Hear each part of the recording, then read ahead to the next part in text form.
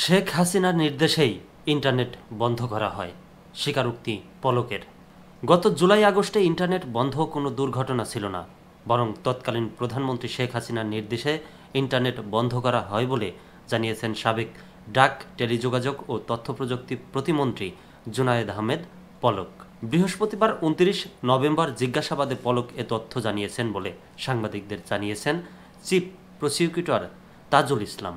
তিনি বলেন, ইন্টারনেট বন্ধ করে গত জুলাই আগস্টে সংগঠিত গণহত্যা ধামাচাপা দেওয়ার চেষ্টা করা হয়েছিল।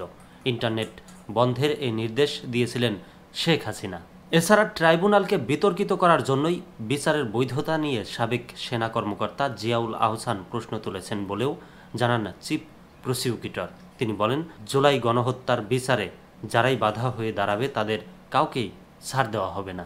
জুলাই গণহত্যায় বিভিন্ন মামলায় সাবেক এসপি আবদুল্লাহ হেলাল কাফিকে ২৬ ডিসেম্বর, সাবেক অতিরিক্ত পুলিশ সুপার মোহাম্মদ শহীদুল ইসলামকে ২৫ ডিসেম্বর ও সাবেক আইজিপি চৌধুরী আবদুল্লাহ আল মামুনকে ৩০ ডিসেম্বর জিজ্ঞাসাবাদের নির্দেশ দেন আন্তর্জাতিক অপরাধ ট্রাইব্যুনাল।